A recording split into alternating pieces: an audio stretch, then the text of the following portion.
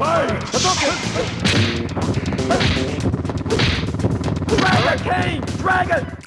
to MojoPlays, and today we're taking a look at 10 shameless Mortal Kombat clones. Some are successful, but most, not so much.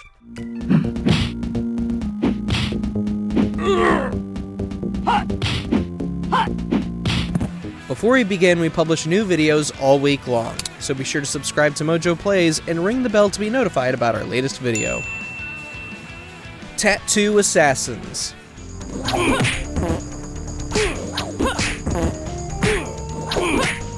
This is arguably the most famous example of Mortal Kombat clones, perhaps the poster child even.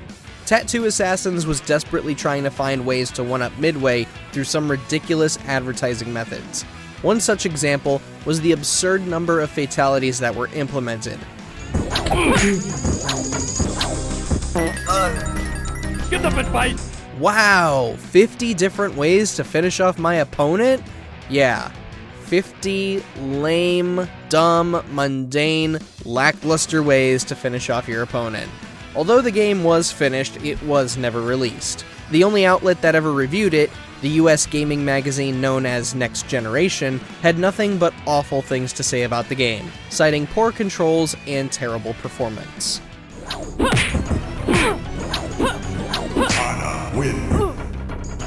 Way of the Warrior.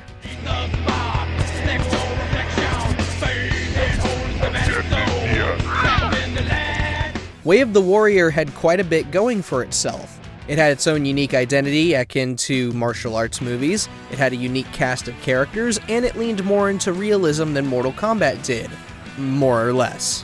Overall, it was a somewhat competent game when it came to presentation and performance. So, what went wrong?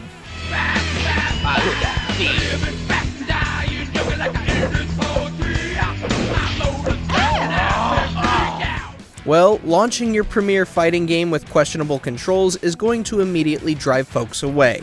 In short, Way of the Warrior never got the attention it could have garnered had its controls been less jank and busted.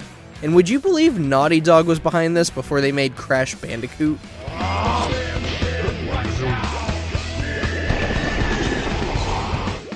Xenophage, Alien Bloodsport. Round 1, fight. Much like Way of the Warrior, Xenophage Alien Bloodsport had potential to garner a decent following. Its concept of alien beasts fighting each other to save their home planets was kind of a cool premise that many teens would have gravitated towards. However, part of its failure could probably be pointed towards publisher Apogee Software.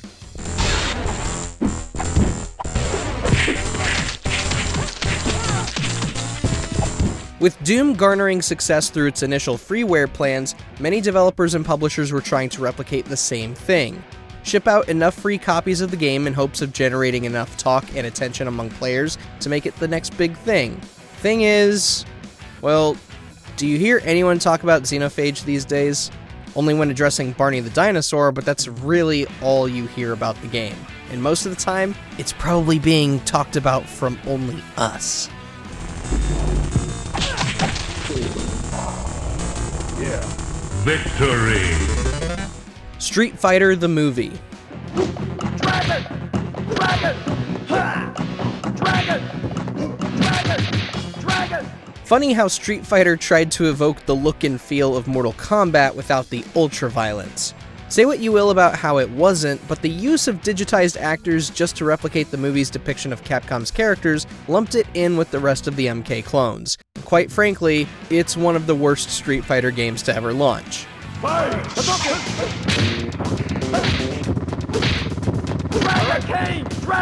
Regardless if it was being played on an arcade cabinet, PlayStation, or Sega Saturn, anyone who played this expressed disappointment in the bland visuals, the inaccurate controls, and frustrating glitches.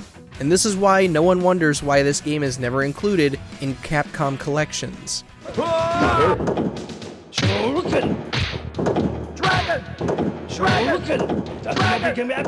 Catfight.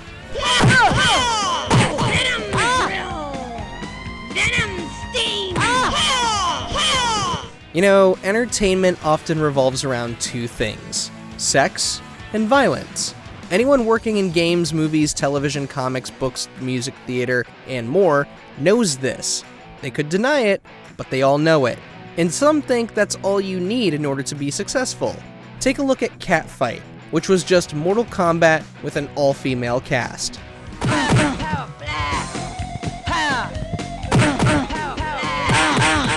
Oh yes, you can already tell why this was made and who it was made for, especially when you realize that this was published by an adult entertainment company.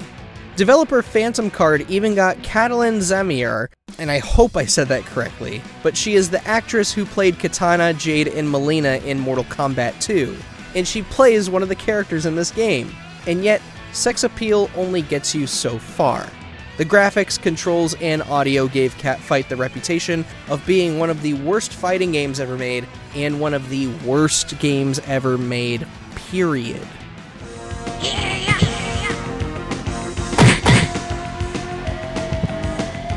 ClayFighter.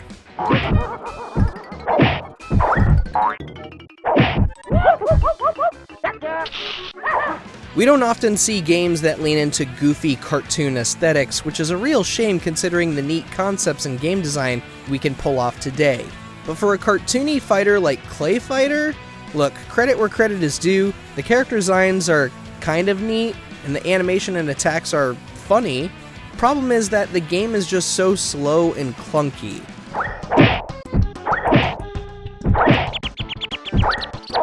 When your game isn't hitting the same rush of adrenaline as something like Mortal Kombat, folks are going to walk away from your game.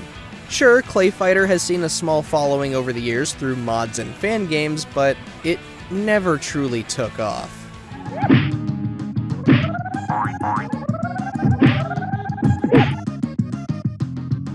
Ultra Vortek.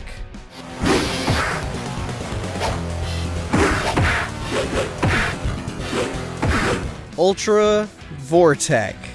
It's a title that just doesn't roll off the tongue well, let alone give you an idea of what the game is about. If you ask me, I'd think it was a Gauntlet clone, but that's neither here nor there. All you need to know is an evil guardian is going to destroy the world unless a champion worthy of his attention can defeat him. And so you got an assortment of people fighting to be the hero. Yeah, it's an uninspiring premise, and it gets worse.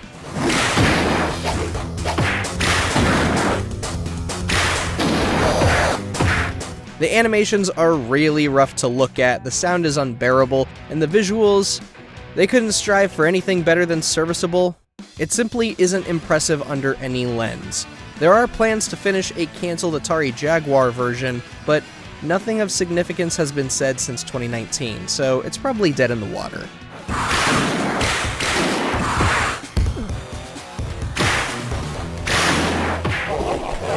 Kumi Ninja.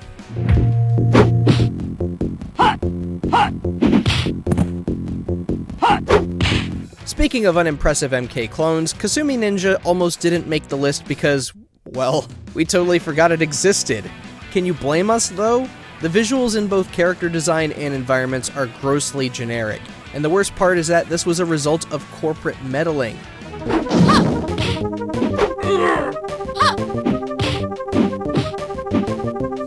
According to producer Jim Gregory, publisher Atari forced the developers to cut its roster down from 20 to a mere 8. As to whether the 12 on the chopping block were interesting designs or not is anyone's guess. What we do know is that the 8 that were chosen basically sealed Kumi Ninja's fate.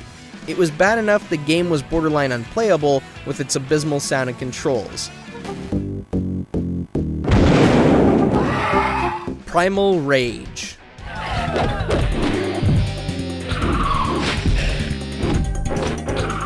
Yeah, we're not quite sure what was up with all the MK clones trying to go to the monster kaiju route.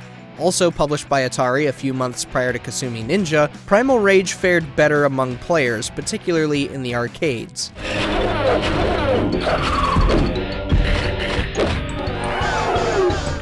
Many liked the premise and visuals, even if the controls were a bit too complex for some. It managed to accrue enough commercial success to warrant home console ports. Sadly, this was where Primal Rage fell as quickly as it rose. There were too many other ports of arcade fighters worth playing on home consoles, like the SNES. And that is how our final entry stole the limelight from all of these clones. While practicing her arcane arts, she will discover a land where she is not queen. Killer Instinct. Killer Instinct. The funny thing about Killer Instinct is that it was developed initially as a means to challenge Mortal Kombat. It was pitched to Namco, they said no, and went to make their own failure of an MK clone known as Weapon Lord. Meanwhile, Killer Instinct went on to garner mainstream success in both arcades and home console spaces.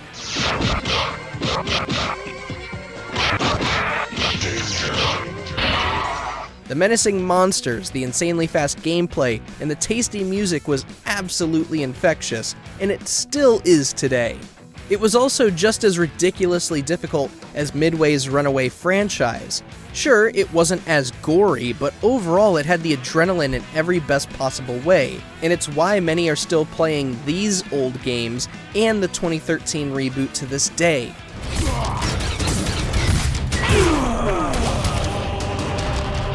Did you play any of these Mortal Kombat clones for yourself?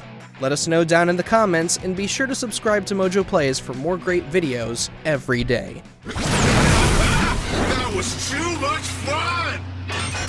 Supreme victory! Thanks for watching. If you enjoyed the video, there's more where that came from.